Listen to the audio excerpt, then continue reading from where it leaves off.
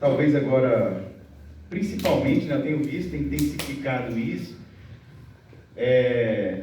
momentos de confusão, não só doutrinária, né, mas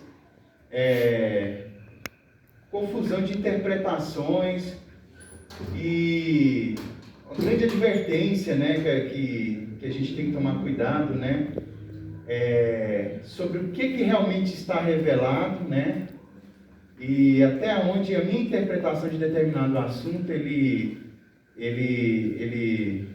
pode ir, né, sem conflitar com assim diz o Senhor, né? A gente sabe que muitas profecias elas às vezes aparecem, né, diante de nós, mas a gente não tem aquela segurança, né, de dar uma interpretação 100% certa, porque às vezes os recursos literários, né, a revelação que Deus deixou a respeito dela ainda está um pouco oculto, né, aos nossos olhos. E eu quis trazer o tema de sacudidura. Por quê? Porque a gente vai abordar vários assuntos, mas ainda há confusão no nosso meio a respeito desse tema. Principalmente pelos motivos a gente vai ser perseguido, né? E os instrumentos utilizados para nos perseguir também, né? E na verdade o tema que não é perseguição, né? É sacudidura, porque das coisas que vão ajudar o povo de Deus a tomar a decisão final para estar do lado de Deus, né? E para viver completamente uma vida cristã, vai ser as dificuldades, mas também essas dificuldades vai fazer com que muitos também deixem o caminho, né, do Senhor, por causa que não aguentarão essas dificuldades, né? Então a sacudidura, a gente vai estudar a partir dessa lógica. Fiquem à vontade, quem quiser aproveitar aí para somar, né? Fiquem à vontade, vamos. Então está lá em Amós, capítulo 9, verso 9, está escrito assim, ó: porque eis que darei a ordem e sacudirei a casa de Israel entre todas as nações, assim como se sacode o grão no crivo, sem que caia na terra um só grão. Irmãos, eu vou fechar aqui porque está a claridade. Melhorou um pouquinho, né? Parecia um papel rasgado ali. Então tá bom, irmãos. Interessante, vai haver uma sacudidura, mas a sacudidura não é para que quem é que ele está se santificando, para o fiel ser jogado fora da peneira, né? Aqui Amós fala que nenhum grão vai sair fora. O que vai sair fora é a palha, né? Vai fazer a separação da palha do grão. Tá bom, irmãos? Vamos lá. Então, a gente vai trabalhar muito com versos bíblicos e textos dos testemunhos, né? Para ajudar a gente, para embasar a gente, né? Irmão White deixa a gente bem esclarecida a respeito dos últimos dias. Deus está peneirando o seu povo. Ele terá uma igreja pura e santa. Não podemos ler o coração do homem, mas o Senhor providenciou meios para manter a sua igreja pura. Quanto mais próximos do juízo, todos manifestarão seu verdadeiro caráter e se tornarão claro a que partido pertence. O peneiramento está em curso. Então, desde a época da irmã White, né, ali já havia iniciado o peneiramento, né? Em outras palavras, né, o peneiramento é a separação, né? Cristo fala lá no Evangelho, né, que o joio ele cresce junto com o trigo, né? Mas que ele que faz essa separação, né? Então, o que é sacudidura? Sacudidura é um termo utilizado pela inspiração para designar um terrível tempo de provas que sobrevirá sobre a igreja. Então, por que a sacudidura é necessária? Propôs-lhes outra parábola dizendo: o reino dos céus é semelhante ao homem que semeia a boa semente no seu campo. Mas, dormindo os homens, veio o seu inimigo e semeou o joio no meio do trigo e retirou-se. E quando a erva cresceu e frutificou, apareceu também o joio. E os servos do pai de família, indo ter com ele, disseram: Senhor, não semeaste tu no teu campo boa semente? Por que tem então joio? Né? Esse aí é um dos motivos, né, ainda, porque o Evangelho ainda não tem toda aquela força, né? A gente, em pensar, né, numa igreja tão pequena, por exemplo, como o nosso grupo aqui, será que aqui ainda tem joio aqui no meio misturado, né? É uma reflexão, né, irmão? Uma pergunta retórica, para a gente pensar, né, cada um na sua mente, né? Que possamos, né, não ser encontrados no meio dos joios, né, mas no meio do trigo, né, a boa semente. Ao mesmo tempo que o Senhor traz para a igreja os verdadeiramente convertidos, Satanás traz para a sua comunhão pessoas não convertidas. Enquanto Cristo semeia a boa semente, Satanás semeia o joio. Duas influências oponentes se exercem continuamente sobre os membros da igreja. Uma influência atua a favor da purificação da igreja e a outra a favor da corrupção do povo de Deus. Isso é palavras da irmã White, já desde a sua época lá, ela já falava, né, que já havia duas influências dentro da igreja. Uma puxando, né, para o lado de Deus e Satanás para o lado da libertinagem, né, do pecado. Então, o que fará a sacudidura? Estou passando rápido, viu, irmãos? Qualquer dúvida, vocês podem falar aí, porque são alguns slides para a gente acabar não enrolando no tempo. Então, o que fará a sacudidura? Conheça as tuas obras e o teu trabalho, a tua paciência, e que não pode sofrer os maus. E pusestes à prova os que dizem ser apóstolos, e o não são, e tu os achastes mentirosos, né? Ou seja, né, a sacudidura, ela revela, né, ela ajuda a revelar, né, os que às vezes dizem ser cristãos e não são, né? Diante da dificuldade, às vezes, né, alguns vão ser tentados a não se venderem, né, irmãos? A gente, sempre quando fala de sacudidura, de prova, né, a gente sempre associa com os 3 hebreus lá em Babilônia, né? Diante do decreto de Nabucodonosor, apenas 3 não se dobraram, né? Diante daquela sacudidura que houve ali, daquele peneiramento, né? A gente pensa que toda uma nação estava ali diante de Babilônia, mas apenas 3 se destacaram em ser fiel diante daquela prova, daquela dificuldade. Na ausência da perseguição, tem entrado para nossas fileiras homens que parecem sãos, de inquestionável cristianismo, mas que, caso surgisse a perseguição, sairiam de nós. Está lá em Efésios Finais.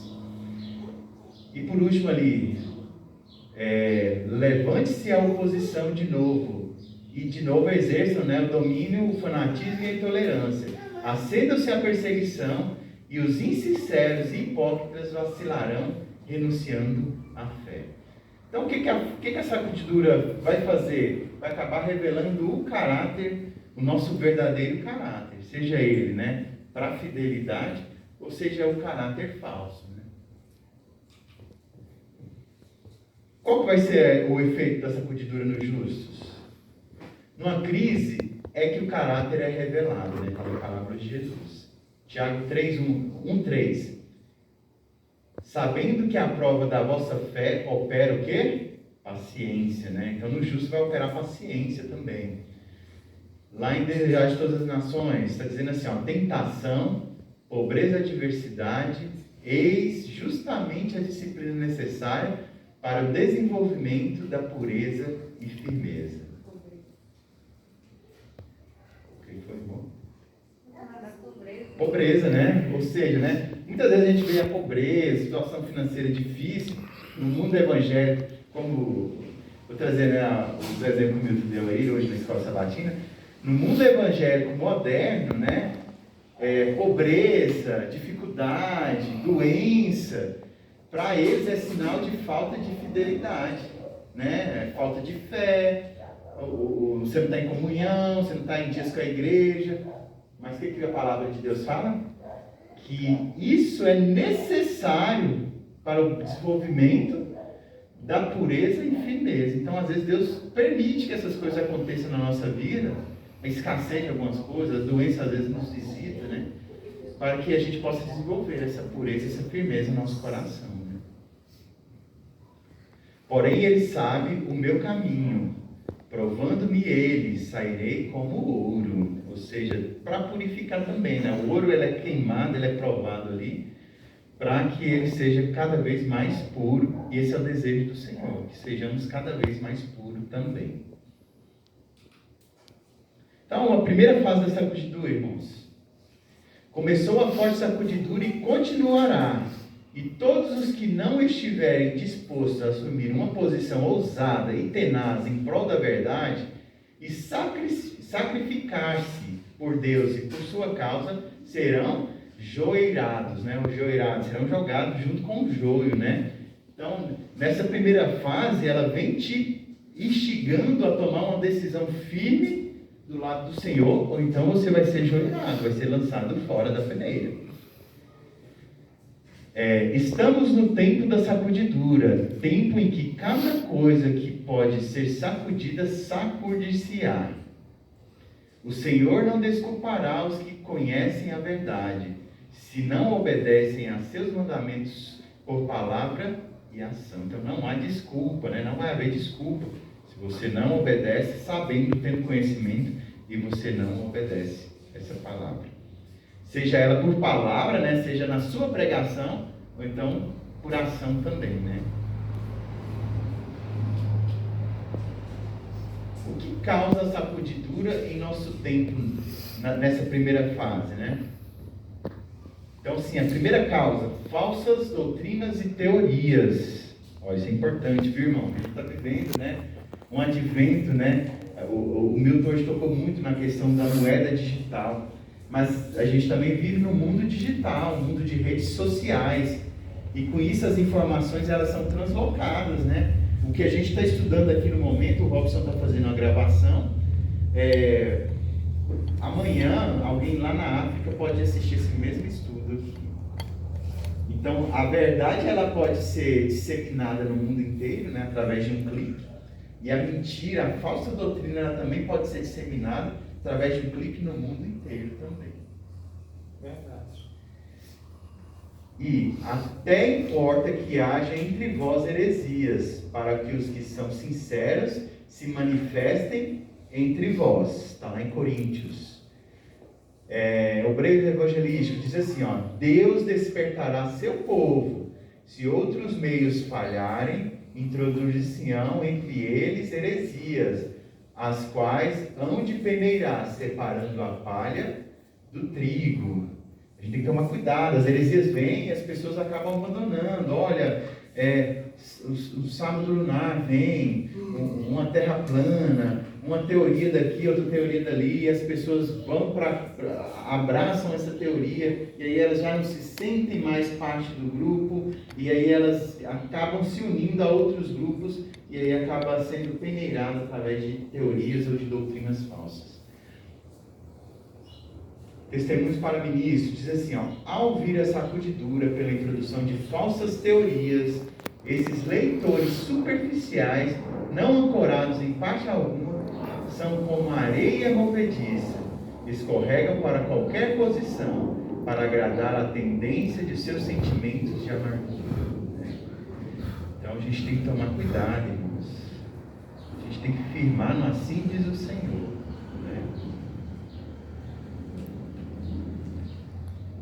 Não tendo recebido o amor da verdade, eles serão introduzidos aos enganos do inimigo, darão ouvidos a espíritos enganadores e a ensinos de demônios e se afastarão da fé.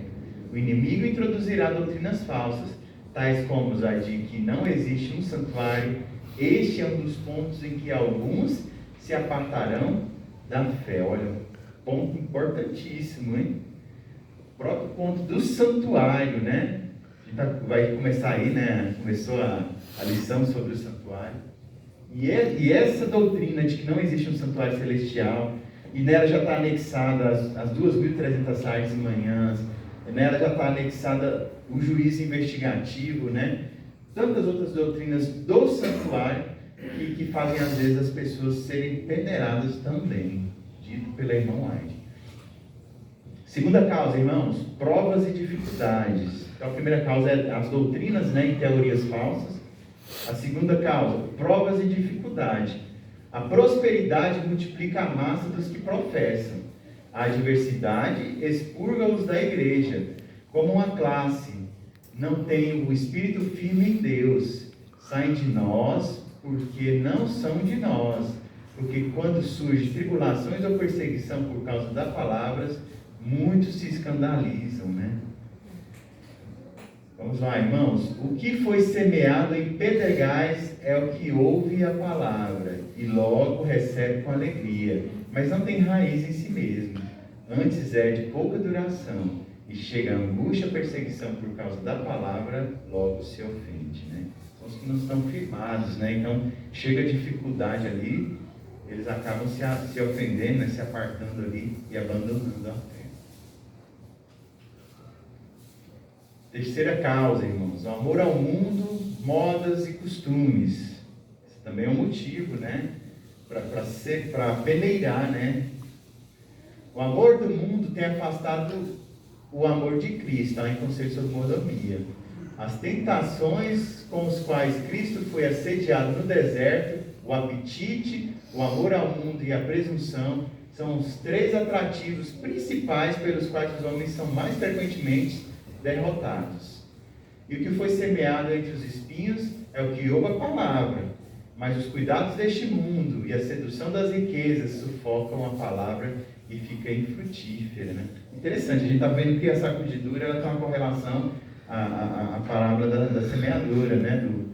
Das sementes são lançadas ali naqueles solos, né? É algo para nós ter bastante atenção, né? Porque tem a palavra principais, né?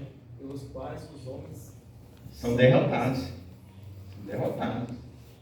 Apetite, amor ao mundo e a presunção.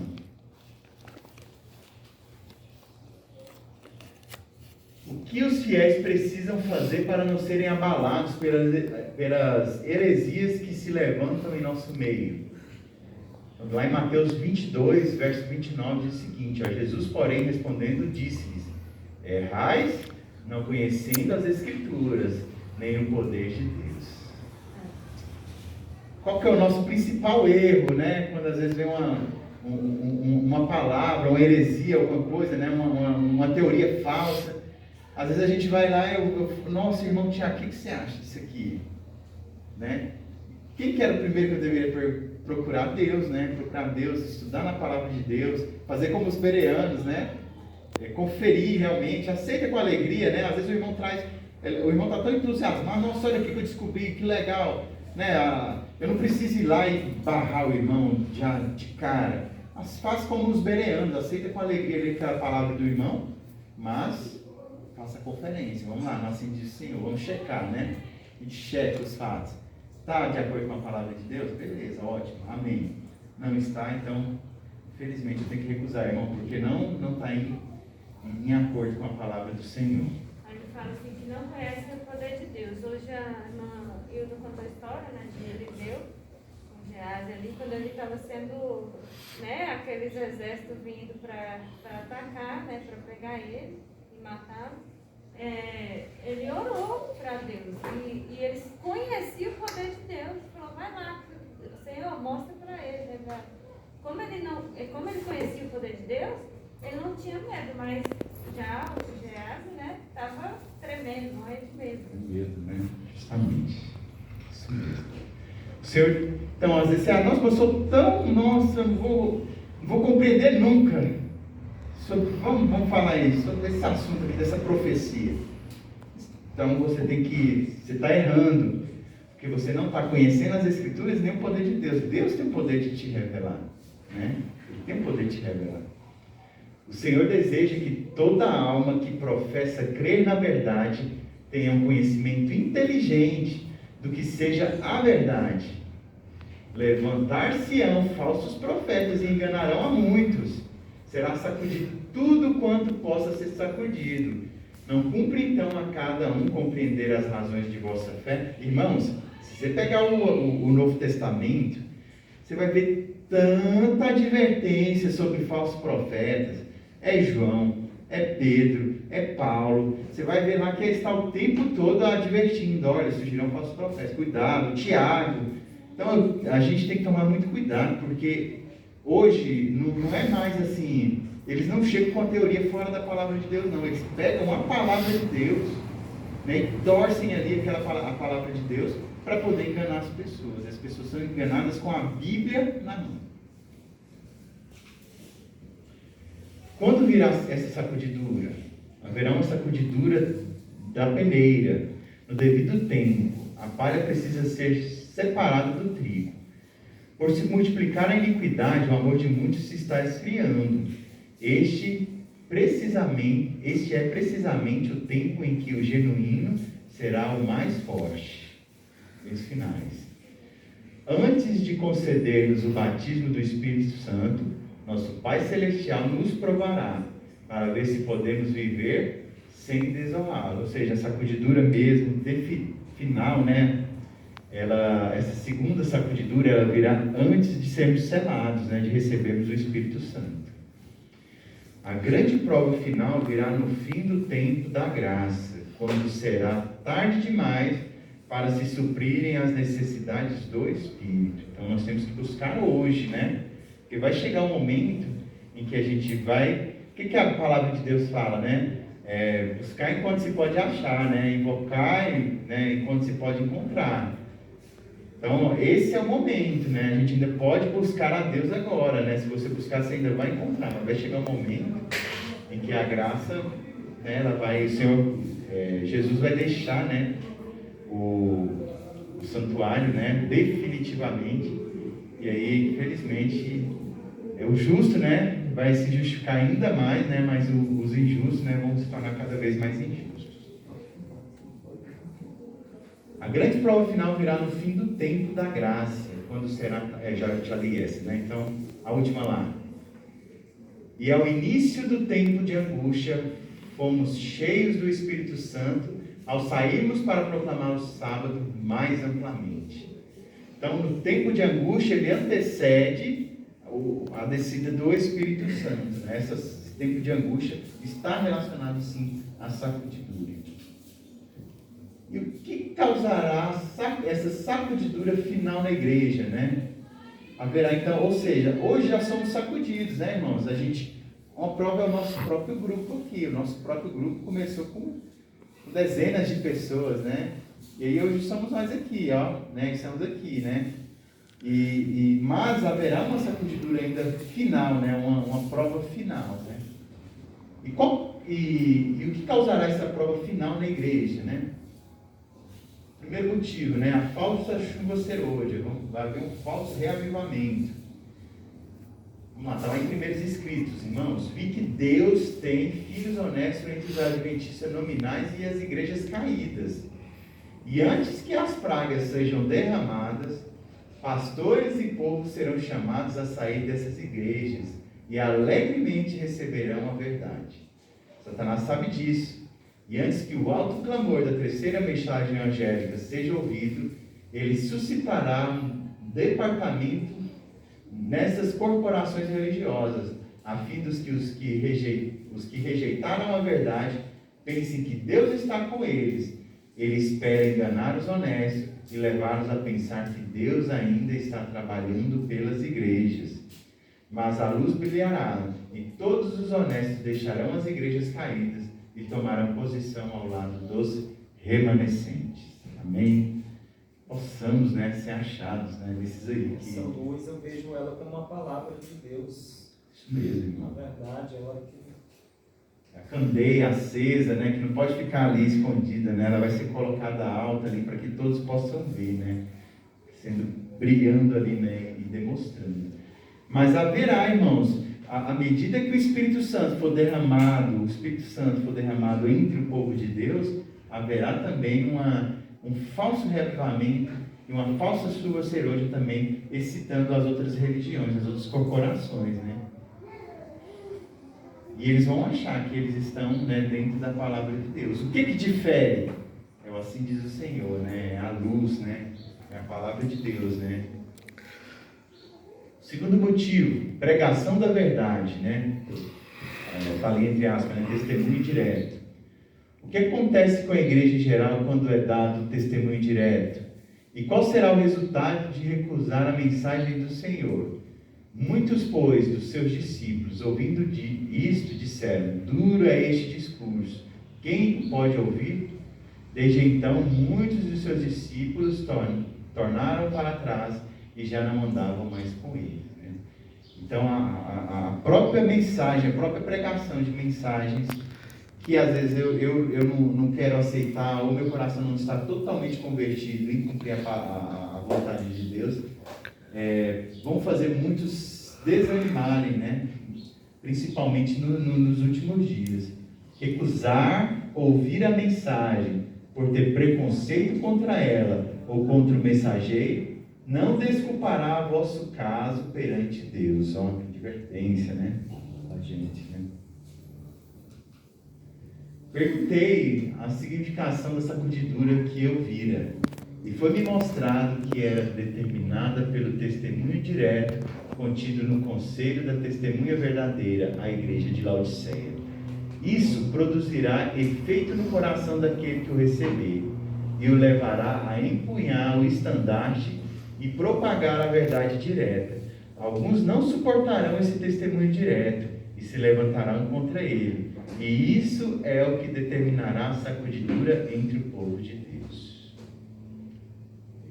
Os próprios irmãos, né, se levantando contra, né, Milton? A gente já passou por esse período aí, né, que a igreja se levantou contra a gente, desconheceu a gente, nos considerou como inimigos, né, e como apóstolos, né, aos olhos da igreja, e a gente está desqualificado como filho de Deus. Haverá uma sacudidura entre o povo de Deus, será o resultado de recusar a verdade apresentada. Olha tanto que é sério, né? Irmãos, é tempo de buscarmos ler a palavra de Deus, examinar as Escrituras, ver e rever, né? Cada mensagem que chega, vamos ver, porque eu posso estar ou sendo enganado por um falso profeta, falsa teoria, ou eu posso estar me fechando e recusando, né, a verdade ali apresentada. Não é tempo mais, né, de manter, né, de julgar as coisas por minha própria consciência, né, ou não, mas esse irmão não vai trazer uma mensagem legal, ou não, essa mensagem aí não é o que a gente... Não, irmãos, vamos buscar na palavra de Deus, porque eu estou correndo perigo. A minha vida, a nossa vida espiritual, né, a vida eterna, a nossa vida eterna, ela está em jogo, né? Então eu tenho que analisar, porque eu posso estar recusando, né, ali a verdade presente, né, a verdade apresentada, ou eu posso estar também abraçando a heresia.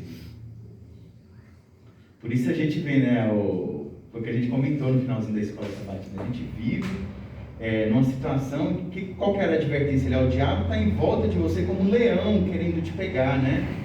Então a gente tem que andar realmente dessa maneira, né? Atento, porque ele quer te derrubar, né? Então as coisas vêm diante de nós, a gente tem que passar pelo crivo, assim diz o Senhor, e isso dá profundamente. Outro motivo, terceiro motivo, a angústia das nações.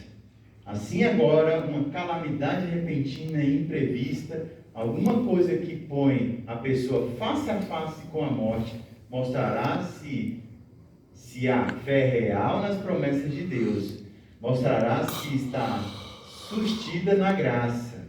A grande prova final virá no fim do tempo da graça, quando será tarde demais para suprir as necessidades do Espírito.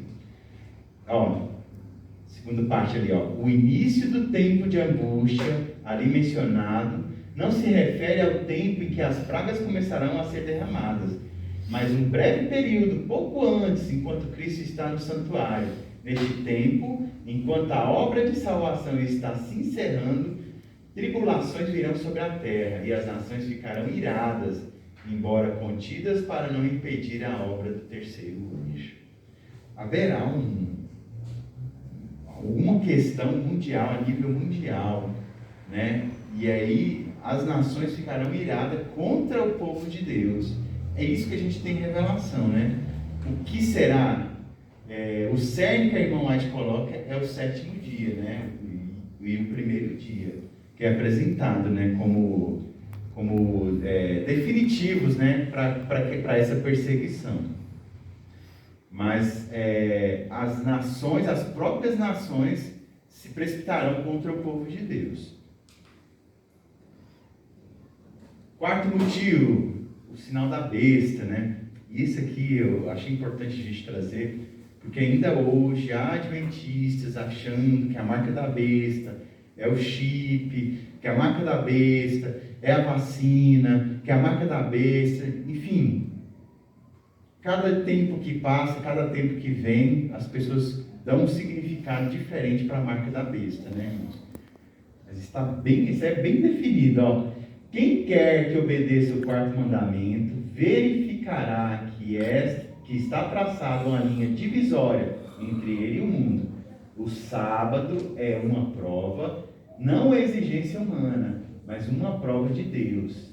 É aquilo que distinguirá os que servem a Deus dos que não o servem. E em torno deste ponto sobrevirá o derradeiro grande conflito da luta entre a verdade e o erro. Então, o conflito final, olha, eles vão impedir a gente de comprar e de vender, eles vão fazer isso e aquilo. Mas o motivo está diretamente relacionado ao sábado, ao quarto mandamento do Senhor. Olha o que fala a segunda parte ali, ó.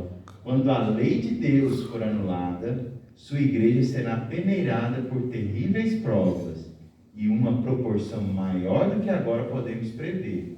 Dará ouvido a espíritos enganadores e a doutrinas de demônio. Então, qual que é a guerra de Satanás? A lei de Deus, né? Essa é a principal guerra. Porque se ele fizer a igreja, né, abandonar, né, a obediência a Deus, está tranquilo. A igreja pode continuar vindo aqui. Os pastores, os irmãos podem continuar pregando, desde que eles não preguem a verdade, né?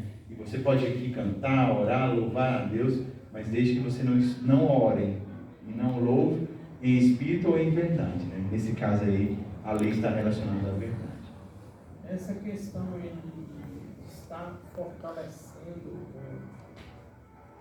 o erro mais do que a verdade é um caminho forte para quem, no caso, a igreja adventista, ela detém como verdade, ela abraçar o restante da membresia evangélica, né? E vamos botar um ponto final nessa questão de doutrinas, de nos separar por causa de mandamento. Essa é a questão que vai ser tratada, né?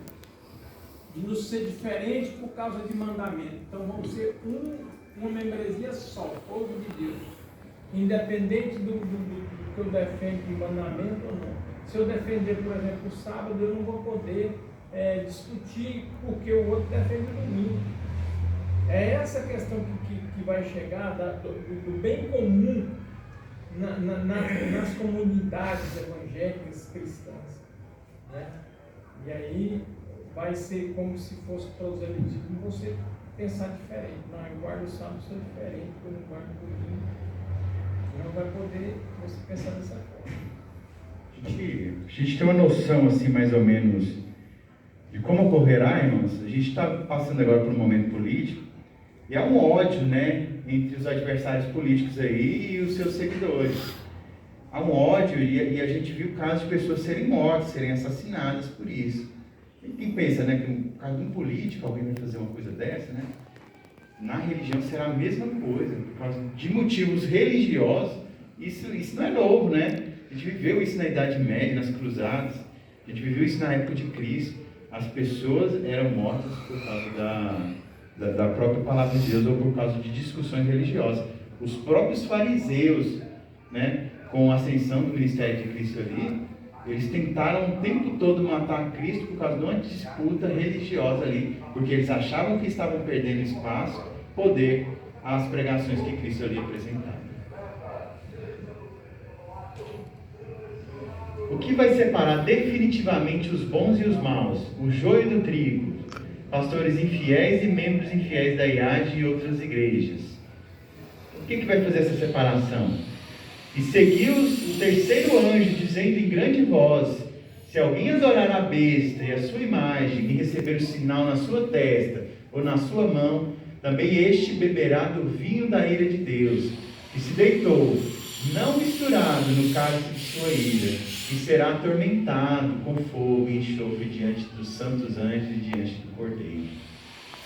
Ou seja, a mensagem do terceiro anjo, A grande questão que está tão próxima, que é sobre o cumprimento dominical e da lei dominical, eliminará aqueles a quem Deus não designou, e ele terá um ministério puro, leal, santificado e preparado para a chuva serôide. Está lá em Eventos Finais. É igual essa questão política aí, que o Evangelho está sendo bem visto no meio político, lá no Senado, no Congresso. Por quê? Porque qualquer coisa que a religião achar que está errada, passando no Congresso, o Congresso vota, estamos do lado de Deus, principalmente o erro. Essas doutrinas falsas que tem aí, quando você levantar com a doutrina bíblica, eles vão te combater com voto para apoio da política. Então, quer dizer, isso aí cristão envolver em política é um mal para os verdadeiros cristãos. O mal começa por aí. Isso mesmo. Quando virá essa sacudidora? Ao ser o povo de Deus selado em sua testa, e não se trata de um selo ou sinal que se possa ver, mas uma olha que legal essa mensagem, Mas uma fixação na verdade, tanto intelectual como espiritualmente, de modo que não possa mais mudar. Estará também selado e preparado para a sacudidura que há de vir. Na verdade, ela já começou. Os juízos de Deus estão agora sobre a terra, para nos advertir a fim de sabermos o que virá. Então, por isso que é importante, hoje ainda mais importante, buscarmos o assim diz o Senhor, a palavra de Deus. Porque é a fixação da nossa mente na verdade que nos garantirá a sermos selados, Por que fixação? Porque você está tão convicto daquela mensagem que você não consegue mais abandonar aquele caminho. Você está firmado na rocha assim. O povo de Deus nesse tempo não está todo ele num só lugar. Olha que texto maravilhoso, irmãos. Eles se encontram em grupos diferentes e em todas as partes da terra, e serão provados individualmente, não em grupos. Cada um terá de resistir à prova por si mesmo. Amém? Então, essa é a nossa esperança, Então, o que a gente precisa para vencermos, todas as provas? Eu sou a videira verdadeira, está lá em João 15, de 1 ao 6, irmãos. E meu pai é o lavrador. Toda vara em mim que não dá fruto, atira. Limpa toda aquela que dá fruto, para que dê mais fruto ainda, Vós já estáis limpos, pelas palavras que vos tenho falado. Está em mim, e eu em vós. Como a vara de si mesmo não pode dar fruto, se não estiver na videira, assim também vós, que não estiverdes em mim, assim também é vós, que não estiverdes em mim. Eu sou a videira, vós as varas. Quem estiver em mim e eu neles, esse dá muito fruto, porque sem mim nada podeis fazer. Se alguém não estiver em mim, será lançado fora, como as varas, e secará, e os que colhem e lançam no fogo e ardem. Então nós somos os galhos, nós temos que estar conectados em Cristo, buscarmos estar cada dia mais próximo, mais perto de Cristo. Todo aquele, pois, que escute essas minhas palavras e as praticas, assemelhar-lo-ei ao homem prudente que edificou a sua casa sobre a rocha, Foi o que comentamos aqui. Apenas os que forem diligentes, estudantes das Escrituras e receberem o amor da verdade, estarão ao abrigo dos poderosos enganos que dominam o mundo. Estudantes diligentes da palavra de Deus. A gente pensa que eles nos conhecerão pela palavra, mas não é pela obrigação dele. Ele vai dizer assim, vai falar assim, isso que nós estamos falando é a verdade, bate o martelo e acabou. E você fala, mas isso é um absurdo, isso não pode estar acontecendo bem isso. Mas ele fala, mas é assim, pronto, e acabou. Ou você aceita ou você é o contrário. Para finalizar, irmãos, lá em Apocalipse 3, verso 10. Como guardaste a palavra da minha paciência, também eu te guardarei na hora da tentação que há de vir sobre todo mundo, para tentar os que habitam na terra. Amém? Então, possamos, né,